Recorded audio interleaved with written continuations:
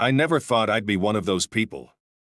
You know, the ones who spill their guts on Reddit, airing all their personal shit for strangers to dissect. I used to read these kinds of posts and think, man, get it together, stop looking for sympathy from the internet. I didn't understand it, I guess. But now I get it. I'm here because I don't have anywhere else to go with this, and if I don't let it out, I'm going to lose my mind. So here I am, typing this up at 3 a.m., trying to make sense of the mess my life has turned into. Yesterday, I found a condom in our bedroom. Let me say that again, a used condom. Now, I don't know what kind of reaction most people would have, but for me, it was like someone punched me in the gut. That moment when your stomach drops and your brain can't quite catch up with reality. I froze, just staring at it. But it gets worse. My wife and I, we don't use condoms. We haven't in years. We're both clean, we're married, and we just never needed them, so the second I saw that thing crumpled up near the bed, I knew. It was like everything I thought I knew about my life, my marriage, just shattered in an instant. It was old, too. Like, this thing wasn't from yesterday or last week. It looked like it had been there for months, maybe even longer. And the worst part? The sheets had been washed a bunch of times. I had washed them. So either it had been wedged somewhere under the bed, or I had missed it for God knows how long. Either way, I was standing there, staring at this relic of someone else's presence in my house, and my head was spinning. I couldn't breathe. But hold up. Let me backtrack a little, because this didn't come out of nowhere. You need to understand the whole picture to really get why this betrayal feels like it's ripping my life apart. So, who am I? Just a regular guy, really. I'm in sales, yeah, I know, not the most exciting job, but it pays the bills. And, honestly, I'm good at it. It's not glamorous, but it puts food on the table and keeps the lights on, and that's all that matters, right?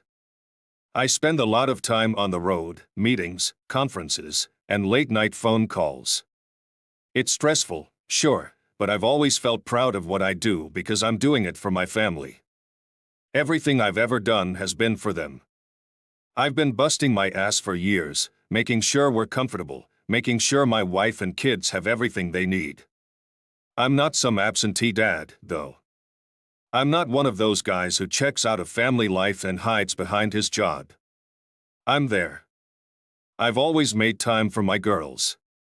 I've changed diapers, stayed up all night when they were sick, been there for the school plays and the soccer games.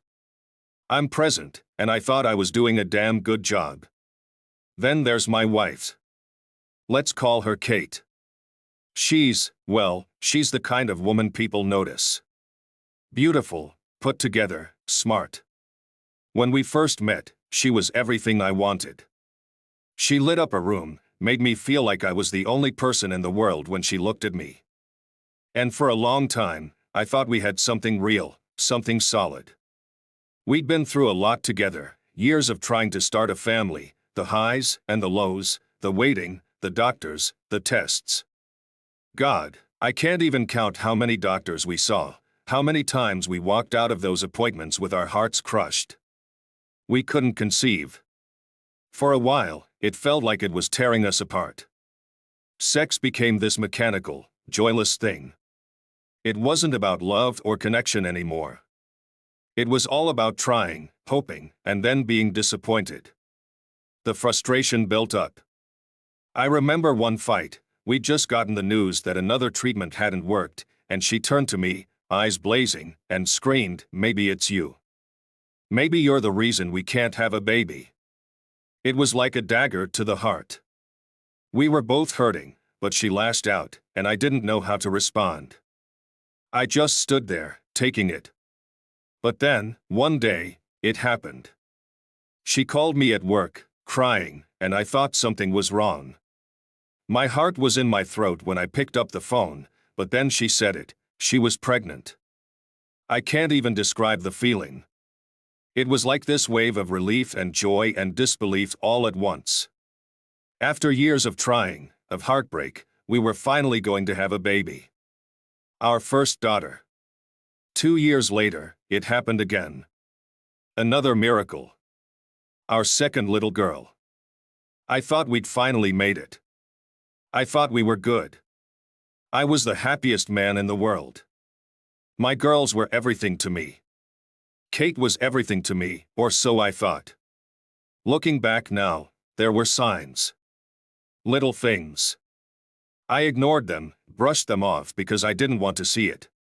She'd stay out late with her friends, come home smelling like a bar. Sometimes she'd be cold, distant, like I wasn't even there. I figured it was just stress, you know? Life gets hectic with 2 kids, a job, all the responsibilities. I didn't think it was more than that. But that condom. God. That was like a slap in the face.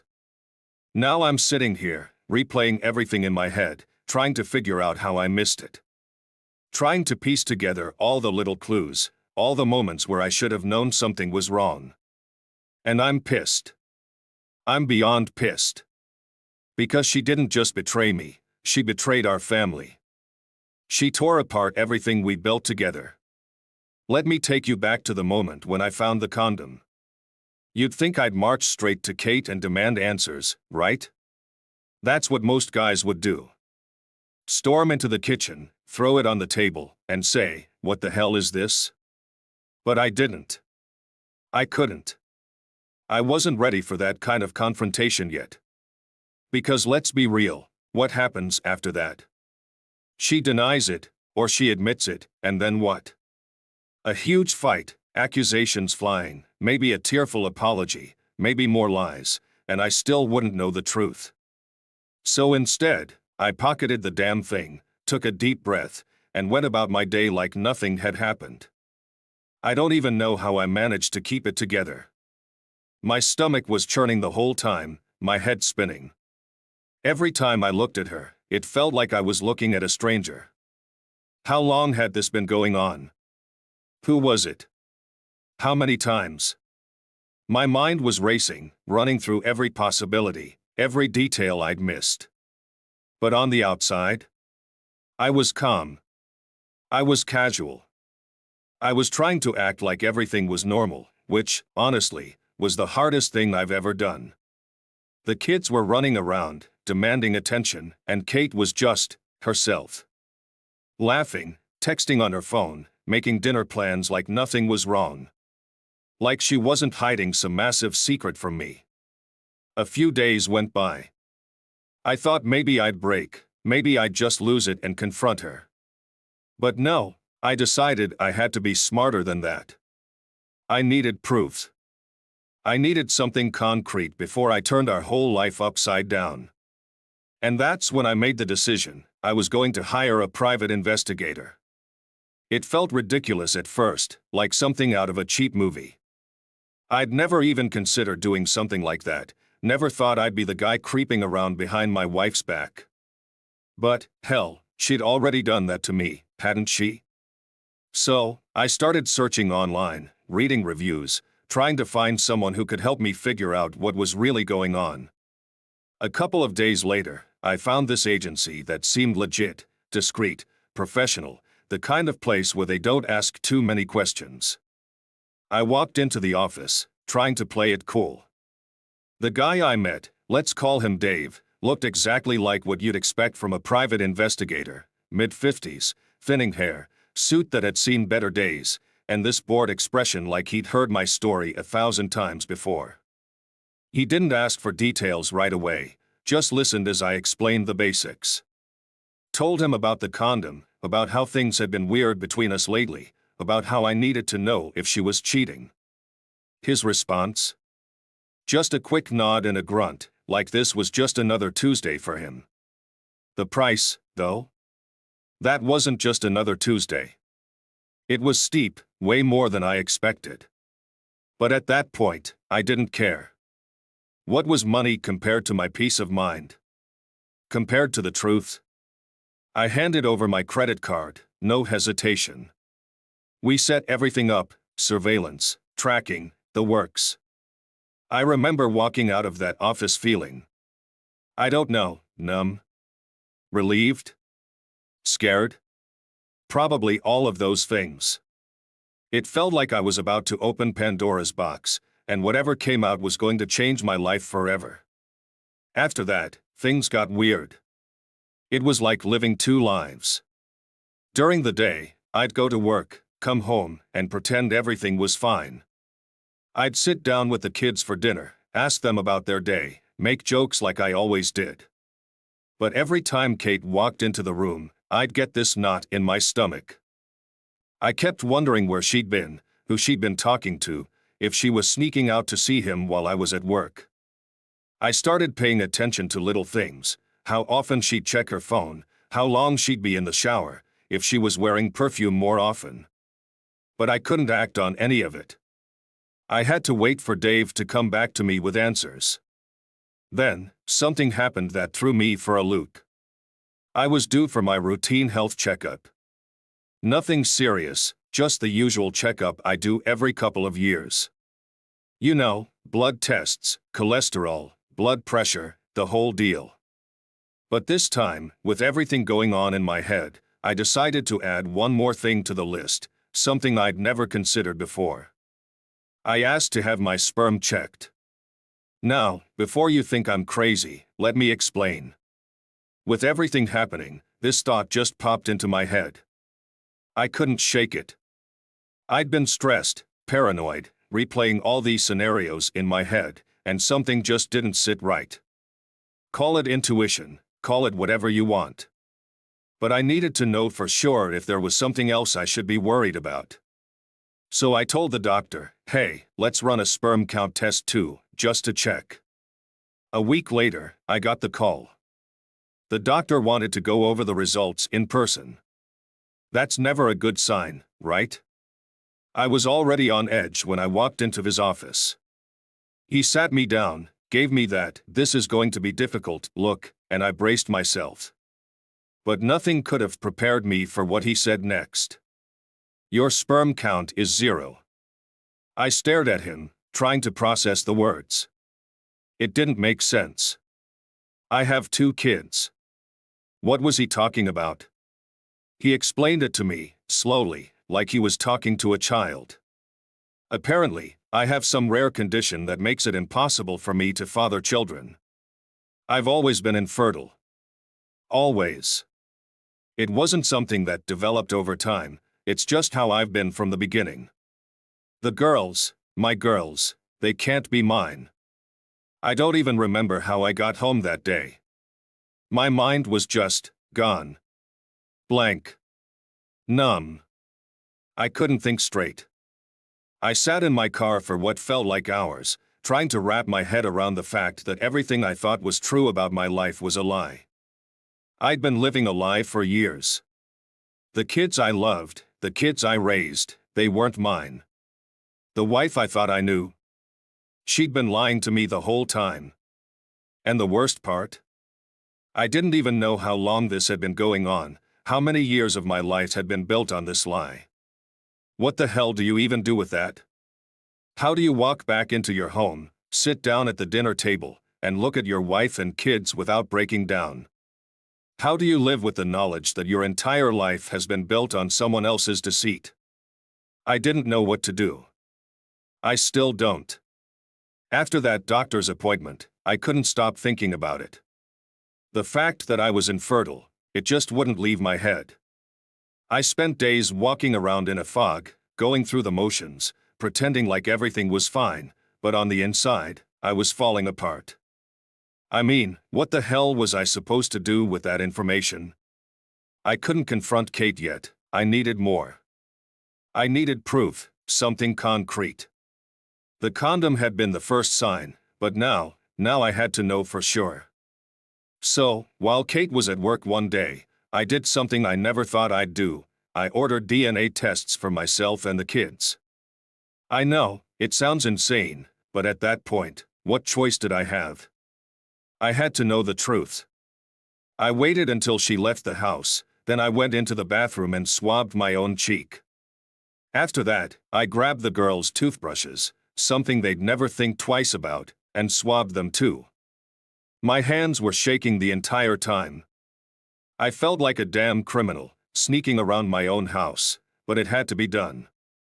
I sent the tests off and told myself that whatever the results were, I'd deal with it. I'd handle it. The wait was brutal. Every day, I felt like I was going to crack. Kate didn't notice anything, at least, not that I could tell. She was still doing her usual thing, still acting like everything was fine. She'd kiss me goodbye in the mornings, smile at me over dinner, but every time she did, I felt this disgust. Like I was living with a stranger. I couldn't even look at her the same way anymore. A couple of weeks later, the results came in. I opened the email with shaky hands, my heart pounding so hard I thought it might burst out of my chest. And there it was, in cold, clinical language: neither child is biologically related to you. I felt like the floor had dropped out from under me.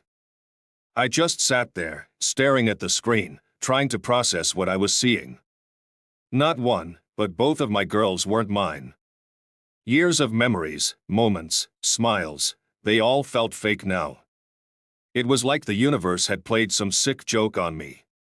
I was raising another man's children, and I had no idea who that man even was. I was lost, confused, and more than anything, I was furious. But I wasn't done yet. There was still one more thing I needed to do. That damn condom. I had kept it hidden away, tucked into a drawer like some disgusting reminder of what I'd found. I couldn't shake the feeling that it held more answers, so I sent it in for testing too.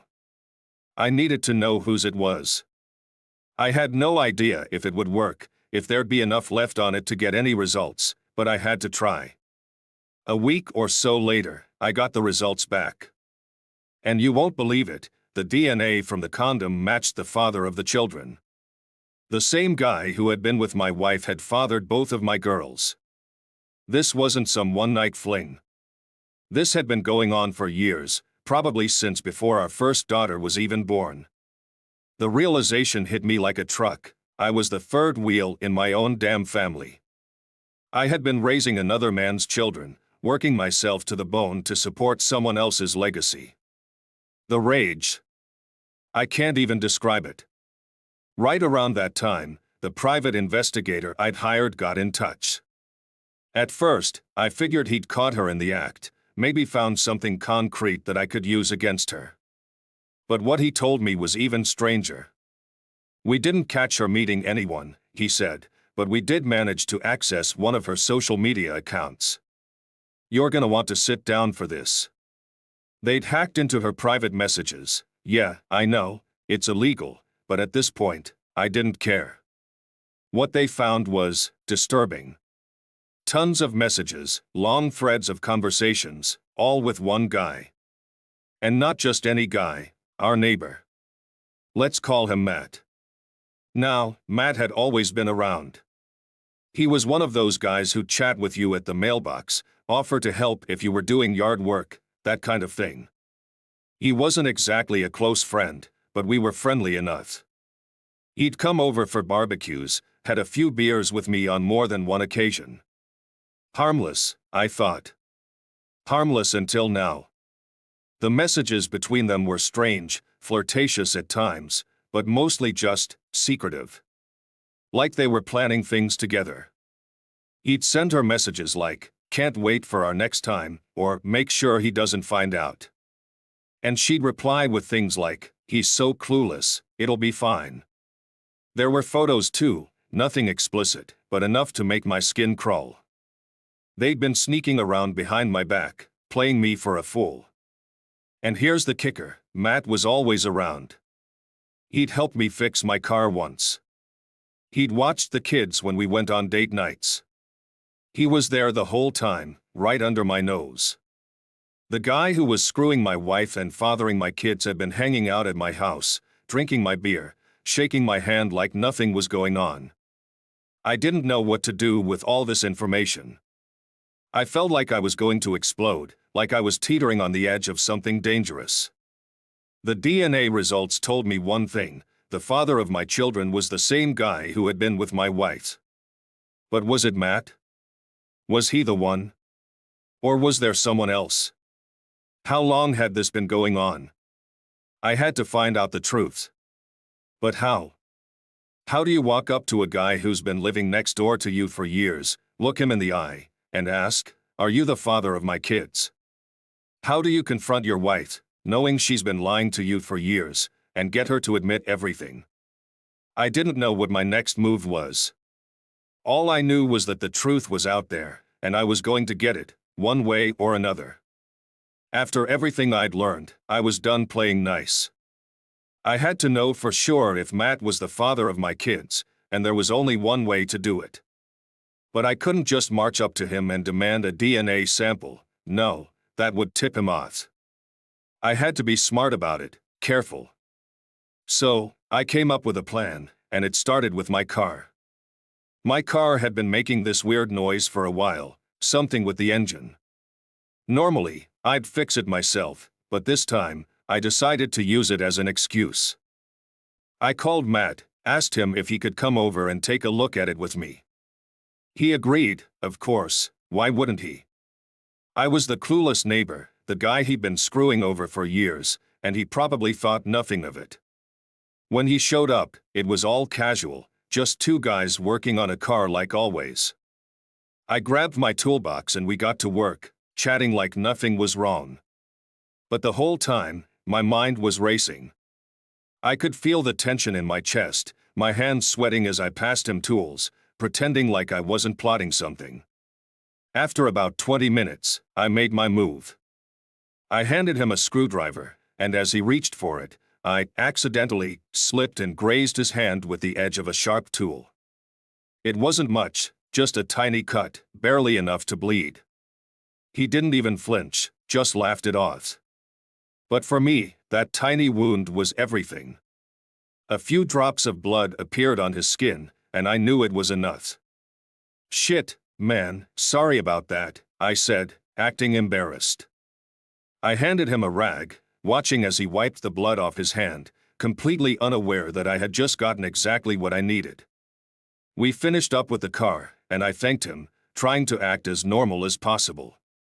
As soon as he left, I took the rag with his blood on it and sealed it in a plastic bag. I knew I could use it for a DNA test. It was risky, but at this point, I didn't care anymore. I needed confirmation. I sent the sample off, knowing full well what the result would be. A week later, I got the results back, and just like I suspected, Matt was the father of both of my girls. I didn't even feel shocked at that point. Numb, maybe. Angry, definitely. But surprised? No. I'd seen this coming ever since I first found that condom. This just confirmed what I already knew. And that's when I decided I was done. I couldn't keep pretending, couldn't keep letting Kate think she was getting away with it. It was time to confront her, and this time, I wasn't holding anything back.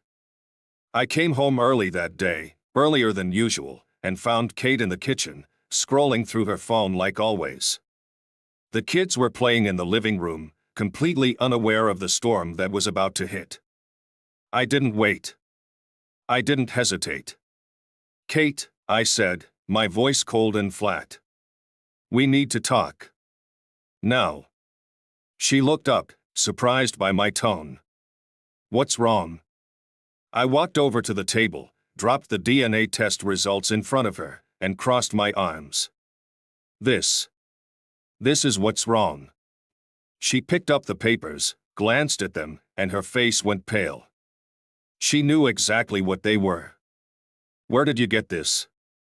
"I had the girls tested," I said, my voice shaking with anger. "And Matt? He's their father, isn't he?" For a second, she didn't say anything. She just stared at the papers, her face frozen in shock. But then, instead of apologizing or breaking down, she looked up at me with this look in her eyes, like she was the one who had been wronged. Like I was the one who had betrayed her. "I did it for us," she said, her voice shaking but defiant. "I wanted children as much as you did, We couldn't have them, remember? You know how hard it was for me, for us. I had to do something. Do something? I shouted, my voice rising. You went behind my back and had kids with our neighbor. You lied to me for years. You let me raise his kids, thinking they were mine. She stood up, hands trembling, her face flushed with anger and shame. I didn't have a choice. You couldn't give me what I wanted. What we wanted. I did what I had to do to have a family, our family. I couldn't believe what I was hearing. Don't you dare justify this, I snapped. You could have told me. We could have figured something out. But no, you lied to me, and you kept lying. You let me think those girls were mine. She started to cry, big, dramatic tears that I used to believe were real. I didn't mean to hurt you, I swear. I love you, I didn't know what else to do. I was desperate. I was doing it for us. For us? I laughed bitterly. No. You did it for yourself. You wanted kids, and you didn't care who got hurt along the way. Well, guess what, Kate, I'm done. I'm done with you. I'm filing for divorce. Her face crumpled, but I didn't care anymore. I was beyond caring. I had wasted too many years, given too much of myself to someone who didn't deserve it. I turned around, walked out of the kitchen, and slammed the door behind me. The trial, man, that was a whole different kind of hell. You think divorce is just signing papers and moving on, but it's not. It's a war, and the courtroom is the battlefield. Lawyers throwing evidence at each other like grenades, every little detail of your life under a microscope. I thought walking out of my marriage would be the hardest part, but sitting through that trial? Watching Kate and her lawyer try to paint me as the bad guy, like I was the one who ruined everything? That was brutal. We had to go through everything. Every bank account, every piece of property, every single thing we owned together, it was all up for grabs. The house, the cars, the savings, years of my life, of our life, reduced to numbers on a piece of paper. They picked it all apart like vultures. In the end, it was a 50-50 split. She got half, I got half. I knew that was coming, so it didn't surprise me, but it still stung. It felt like losing. Like no matter how much proof I had of her betrayal, she still got to walk away with a piece of what I'd worked for. The house, though, I fought like hell to keep that. I wasn't about to let her walk away with the home where I'd raised those girls. Where we'd spent Christmases, birthdays, and all the little moments in between that felt like they meant something at the time. The thought of her and Matt living there, laughing about how they'd fooled me. No. That wasn't happening. I made sure I kept the house. That was one victory I wasn't going to let slip through my fingers. But the real battle was over the kids. My girls. Even after finding out they weren't biologically mine, I couldn't walk away from them. I'd raised them.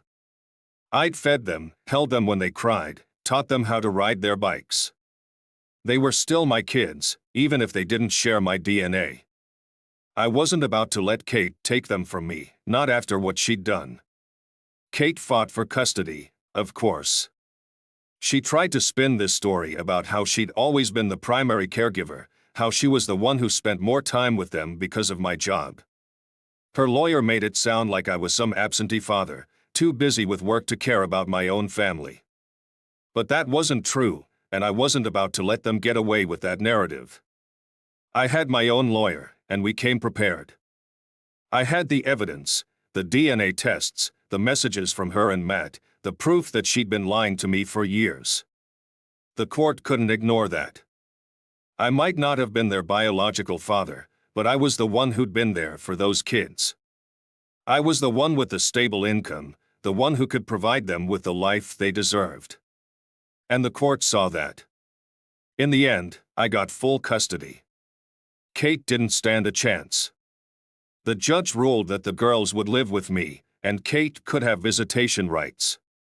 She can see them, but she doesn't get to have them full time. That was the one thing that made all the hell of the trial worth it. Knowing that my girls would stay with me, that I wouldn't lose them entirely, was the only real win I needed. But as much as the trial felt like some twisted victory, I wasn't done being angry. The day after the ruling, I found myself walking past Matt's house. It was late, after the kids had gone to bed, and I was just walking to clear my head. I hadn't planned it, but I ended up standing outside his place, staring at his windows, his neatly trimmed lawn, the driveway where I'd seen him so many times, laughing and chatting with me like he wasn't screwing my wife. I don't know what came over me. Maybe it was the weight of everything finally crashing down, or maybe it was just years of suppressed anger bubbling up to the surface. But I bent down, grabbed a rock from his yard, and before I could even think about what I was doing, I hurled it through his front window. The sound of the glass shattering was loud, too loud, but it was like a release. For a split second, I felt free, like I'd taken something back, like I'd struck back at the guy who had taken so much from me. I stood there for a second, watching the shards of glass scatter across his floor, then turned and walked away before anyone could see me. My heart was racing, but I didn't feel guilty. I didn't feel bad about it at all. It was petty, sure. But after everything I'd been through, I needed that moment. I needed to break something of his, even if it was just a damn window.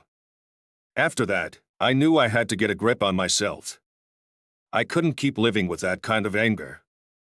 It was eating me alive. So, I started seeing a psychologist. At first, I thought it was a waste of time. I didn't need to talk about my feelings, I needed to move on, right? But after a few sessions, I started to realize just how much I'd been holding in. Talking about it, letting it out, it helped. I started to feel like maybe I wasn't completely broken after all.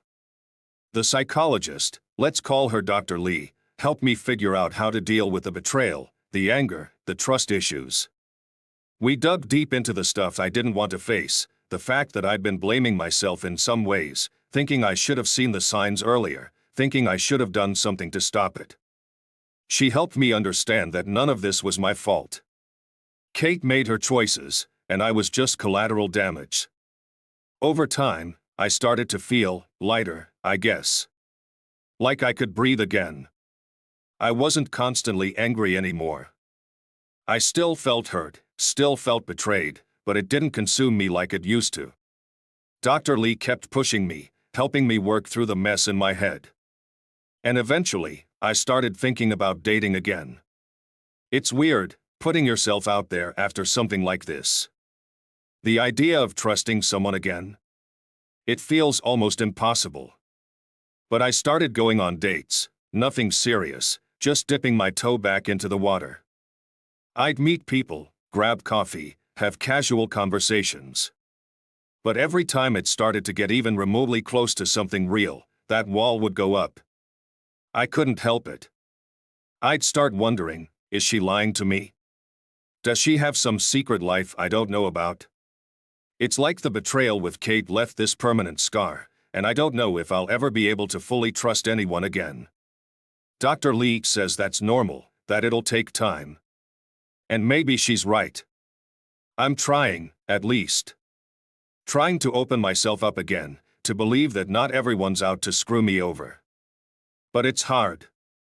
Every time I get close to someone, I hear Kate's voice in the back of my head, see Matt's face when I drive past his house, and I wondered if I'll ever be able to let it all go. But even with all of that, I've got my girls. They're still my priority, my reason for getting up every morning, even after everything that's happened. And as long as I have them, I know I can get through the rest of this, no matter how long it takes. I might not have all the answers yet, but I'm working on it. Bit by bit. One day at a time. Update. It's been a few years since I last updated, and a lot has changed, some good, some bad, but mostly just life moving forward, as it always does. The girls have grown up a bit now. They're old enough to start asking questions about what happened between their mother and me. For a while, I tried to protect them from the truth, thinking they were too young to understand. But you can only shield kids from reality for so long, and eventually, I had to sit them down and explain everything, well, as much as I could, in a way they could understand. It wasn't easy. How do you tell your children that their mother lied to both of you for years? That the man they thought was their father wasn't really their father?